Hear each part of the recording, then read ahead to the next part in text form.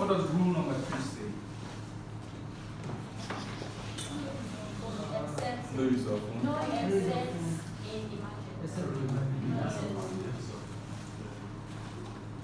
Did we form these rules?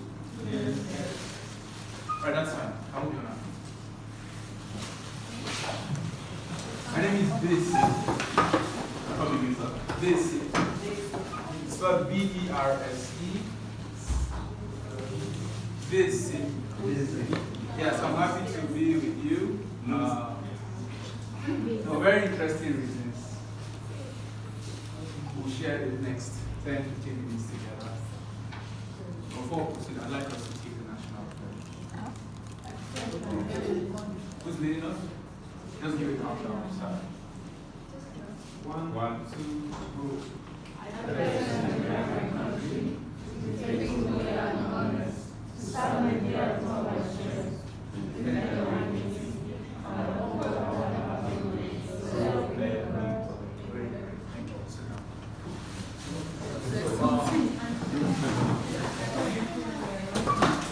We'll be doing a module on leadership.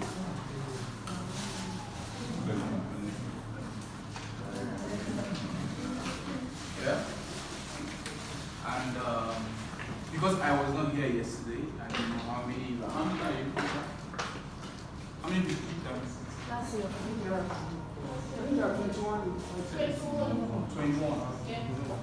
21, I'm not sure we have that time.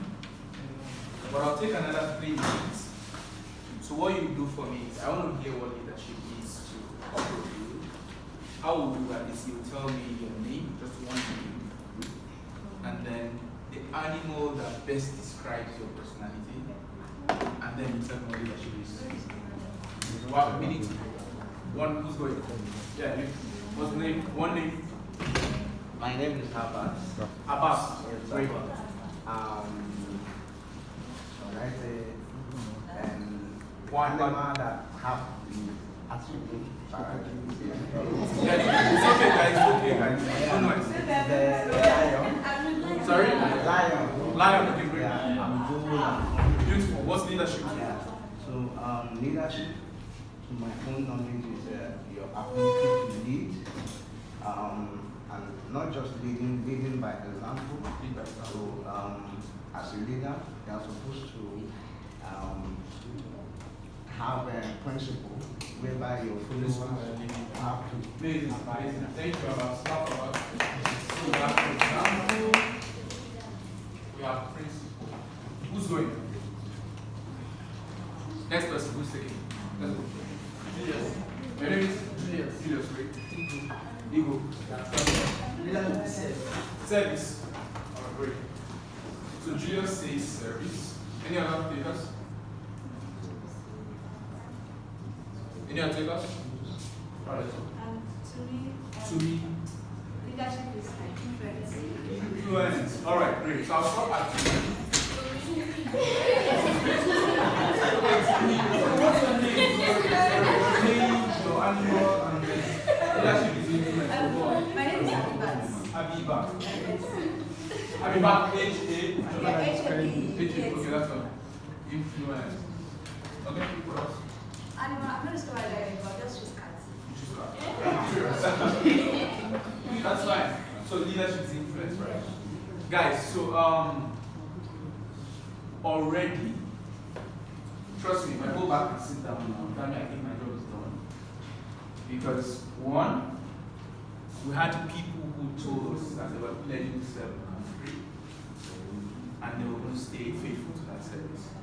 I hope your leaders in that sense, right? We had somebody who led us to the countdown. Did you see somebody leading the countdown? We had somebody who volunteered to start the action of saying his name, his animal, and describing what leadership is to him. We had people who followed him as well, right? So I think we're done with our session on leadership, and if you clap for me, I'll take it. Alright, so I have 3 things that I like to think about when I think of leadership, right? And I think of actors, I think of actions, I think of attainments. Yeah? So So under actors, I like to think of it in this sense. I think I have individual actors. I think I have group actors. And then I like to think of resources as part of the actors that make for something. Right? Now I like to think of actions in terms of concerted efforts. So if these actors, which are individuals, behave in a certain way, if these groups behave in a certain way, if they use these resources in the way they are behaving, then we'll have a accumulation of their efforts. And these efforts that they use these resources to accumulate, put together, will give us what actions those things will bring about. We're good so far? Then I think that these actions ultimately lead to either the attainment of their goals, which are their shared goals, or the reason for which they set out, right? And in my head, I feel an imaginary line that connects some of these actors to this place. Yeah? And you notice that I'm connecting the individuals and the groups, right? Because they are responsible for these efforts that go in and how these efforts result into the attainments that they are looking forward to, right? And you want to think of these lines as feedback lines. So we're checking, okay, we tried this thing, did it work? Did it give us the results we're looking for? Did it give us whatever it is that we set out to get, right? So if it doesn't work, we'll come back to this place, look at the resources, look at the groups that we have, which are could be teams sometimes, look at the individuals who are involved, and see how all of that will work. So you want to think of my life or your life as a venture you want to lead, and your goals and your plans and your purposes as that place you are leading yourself to. You want to think of the resources within your, immediate environment. It could be power resources, it could be internet access, it could be living resources, it could be the kind of network you have access to. So in my head, I'm thinking, if not for anything, you have 20 extra resources at your disposal because you have people from different parts of Lagos who are living and doing different things. I believe you introduced yourself already, right? So imagine that if you had XYZ number of resources, from this program alone, you've increased that by a 20 factor, right? So it means if I know this lady, Abibat, right? And I know what she does, and I know how she can help me in whatever way, or how I can help her, I've increased network, I've increased resource. When I go back to check how I can easily become that person I'm hoping to be, then she will be one of the possible actors in how I will concert my efforts to get that result. Are we good so far? Now, a few things are interesting. You'll find that resources are static. Static in the sense that if you have one room or a bedroom apartment, or whatever space you have, right? Or you have a shop, or you have a business, or you have whatever it is, the things you have them. You have your phones, right? So you have your phones. Can your phone become my phone? Except so if you have these resources, they are fixed. Your clothes are your resources, your shoes, your bags, and all of these are your resources. Resources are fixed, right? Unfortunately, maybe individuals and groups which are made up of individuals are dynamic, right? So I like to think of the actors as fixed actors and dynamic actors, right? So if you have dynamic actors, it means there's a way something can happen that a certain actor will behave in a certain way. And if you check, a lot of times why things don't end up doing the things that they set out to do is because one way or the other there are disagreements, there are squabbles, there are different things in those actors that are dynamic. Are we good? Any questions? This was quiet. Am I speaking Chinese? No, move on. Do you understand what I'm saying? Yes. Does it make any sense to you? Yeah. So, if we have dynamic resources or actors, it means how we manage this will largely contribute to how we are utilizing these guys into the efforts that we're making and the actions that we will take, and how all of these things will contribute to this guy. So in my head, what I'm thinking is I'm trying to make a relationship between this guy and this guy. Somehow this relationship touches this guy because this guy will lead to how this guy is happening to that guy. But in my head, I'm thinking, if we get these dynamics right and we maximize our resources, then we ultimately can get to that place. So you want to think of leadership as the ability of an individual or a group to maximize the resources that they have together in order to make concerted efforts towards achieving the goals that they set out to make. Do I need to go back over that again? Yeah. Is it clear? Is it clear? Can we proceed? So we have 5 more minutes. Or just that. By the time you go, I'll take my seat.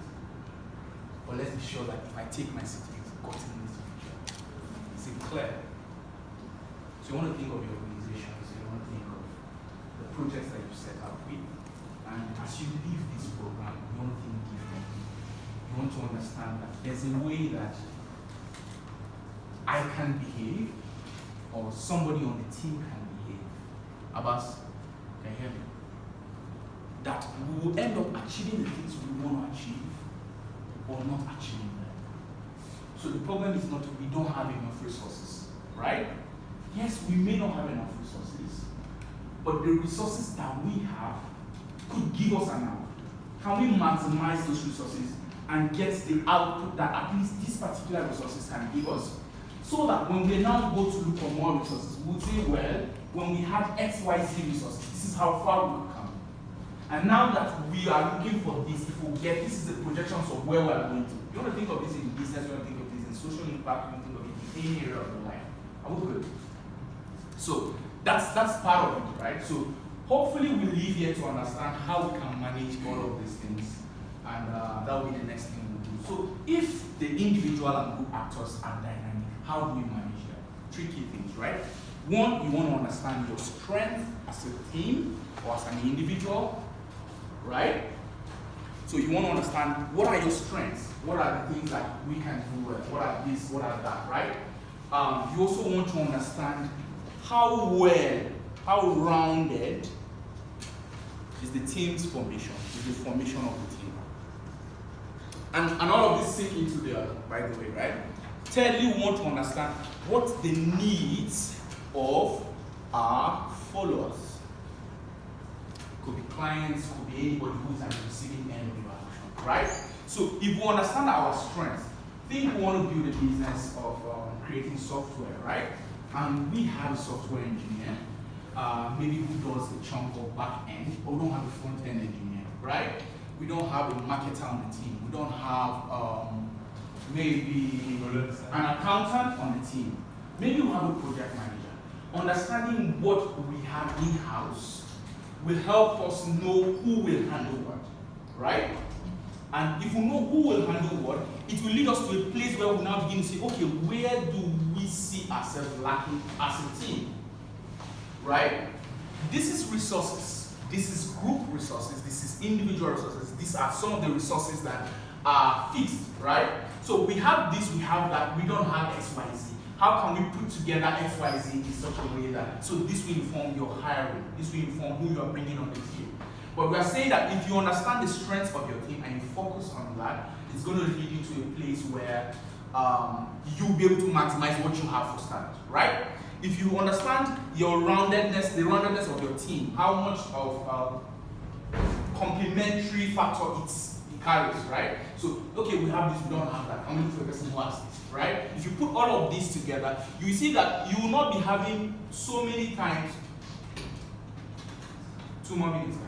Deal with it. You will not be having so many things, what's it called?